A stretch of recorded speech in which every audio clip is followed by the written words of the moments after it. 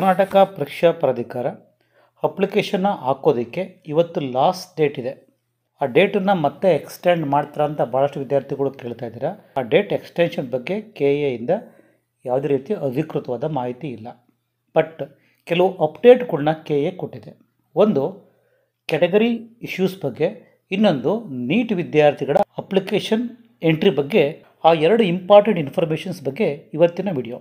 ಕರ್ನಾಟಕ ಪರೀಕ್ಷಾ ಪ್ರಾಧಿಕಾರ ಅಧಿಕೃತವಾಗಿ ಇದನ್ನು ರಿಲೀಸ್ ಮಾಡಿದೆ. Candidates who are having issues with category issues please enter the RD number. ನಿಮ್ಮ ಕ್ಯಾಟಗರಿನ ಎಂಟ್ರಿ ಮಾಡಿದ್ರು ಲಾಸ್ಟಿಗೆ GM ಅಂತ ಬರ್ತಾ ಇದೆ. ಈಗ ನೀವು ಲಾಗಿನ್ ಆಗ್ತೀರಾ. ಲಾಗಿನ್ ಆದಮೇಲೆ ಆರ್ಡಿ ನಂಬರ್ನ ಎಂಟ್ರಿ ಮಾಡಿ and click on check. RD number entry ಮಾಡಿ ಚೆಕ್ ಕ್ಲಿಕ್ ಮಾಡಿ. Please don't click the check button again and again.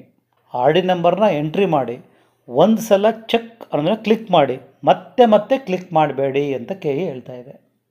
Check ಬಟನ್ನ ಅಗೈನ್ ಆ್ಯಂಡ್ ಅಗೈನ್ ಕ್ಲಿಕ್ ಮಾಡ್ತಿದ್ರೆ it will take time to update. ನಿಮಗೆ category wise ನೀವು RD ನಂಬರ್ನ entry ಮಾಡಿ ಒಂದು ಸಲ ಚೆಕ್ ಅಂತ ಕ್ಲಿಕ್ ಮಾಡಿ ಅಷ್ಟೇ. ಅದಾದಮೇಲೆ 1 ಅವರ್ ಆದಮೇಲೆ ಮತ್ತೆ ಲಾಗಿನ್ ಆಗಿ ಚೆಕ್ ಮಾಡ್ಕೊಳ್ಳಿ. ಕ್ಯಾಟಗರಿ GM ಬರಲ್ಲ. ನೀವು ಯಾವ ಕ್ಯಾಟಗರಿ ಅಪ್ಲೈ ಮಾಡಿದ್ರೋ ಆ ಕ್ಯಾಟಗರಿ ಬರುತ್ತೆ. Download the final print of the application and update category will be updated in the final print. 1 hour ಆದಮೇಲೆ ನೀವು ವೆಬ್ಸೈಟ್ಗೆ ವಿಸಿಟ್ ಮಾಡಿ ಲಾಗಿನ್ ಆಗಿ ಚೆಕ್ ಮಾಡ್ಕೊಳ್ಳಿ. ಆಗ ಅಲ್ಲಿ GM ಅಂತ ಬರ್ತಾ ಇರಲ್ಲ, ನೀವು ಯಾವ ಕ್ಯಾಟಗರಿ ಅಪ್ಲೈ ಮಾಡಿದಿರೋ ಆ ಕ್ಯಾಟಗರಿ ತೋರಿಸುತ್ತೆ. ಅದಾದಮೇಲೆ ಫೈನಲ್ ಪ್ರಿಂಟೌಟ್ನ ತೊಗೊಳ್ಳಿ. ಫೈನಲ್ ಪ್ರಿಂಟೌಟಲ್ಲಿ ನೀವು ಯಾವ ಕ್ಯಾಟಗರಿ ಅಪ್ಡೇಟ್ ಮಾಡಿದಿರೋ ಆ ಕ್ಯಾಟಗರಿ ಫೈನಲ್ ಪ್ರಿಂಟಲ್ಲಿ ಬಂದಿರುತ್ತೆ. ಹಾಗೆ ನೀಟ್ ವಿದ್ಯಾರ್ಥಿಗಳಿಗೆ ಕೆಲವು ವಿದ್ಯಾರ್ಥಿಗಳು ಕೇಳಿದ್ದಾರೆ ಡೌಟ್ಸನ್ನು.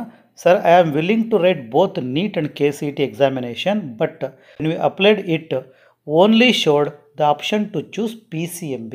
I want to attend state counselling of NEET. So what can we do now sir? If any changes in my application can you please clarify that? ಇದು ಭಾಳ important neat ವಿದ್ಯಾರ್ಥಿಗಳಿಗೆ. ಈಗ ನೀವು ನೀಟ್ ವಿದ್ಯಾರ್ಥಿಗಳು ಅಪ್ಲಿಕೇಶನ್ನ ಅಪ್ಲೈ ಮಾಡ್ತಾ ಇದ್ದೀರಾ. ಅಲ್ಲಿ ನೀವು ಆಪ್ಷನ್ PCMB ಅಂತ ಕೊಟ್ಟರೆ ಸಾಕಾ, ಅದು PCB ಕೊಡಬೇಕಾ ಇಲ್ಲ PCM ಕೊಡಬೇಕಾ? ಸ್ಟೂಡೆಂಟ್ ಕೇಳ್ತಾ ಇದ್ದಾರೆ.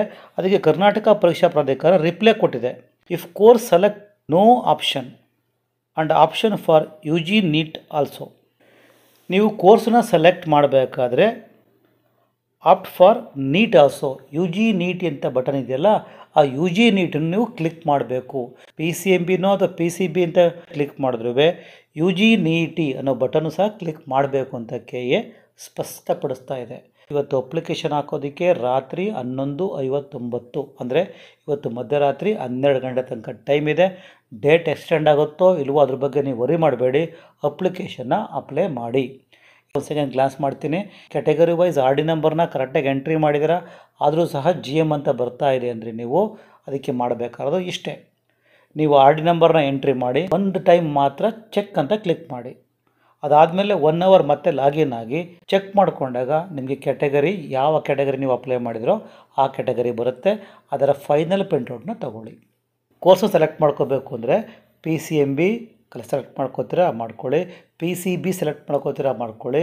ಹಾಗೆ UG ನೀಟ್ ಅನ್ನೋ ಬಟನ್ನು ಸಹ ಕ್ಲಿಕ್ ಮಾಡಬೇಕು ಅಂತ KA ಸ್ಪಷ್ಟಪಡಿಸಿದೆ.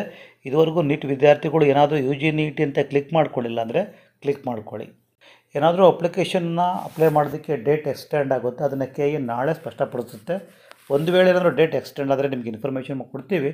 ಅದಕ್ಕೋಸ್ಕರ ಚಾನಲ್ ಸಬ್ಸ್ಕ್ರೈಬ್ ಮಾಡ್ಕೊಂಡಿಲ್ಲ ಅಂದರೆ ಸಬ್ಸ್ಕ್ರೈಬ್ ಮಾಡ್ಕೊಳ್ಳಿ.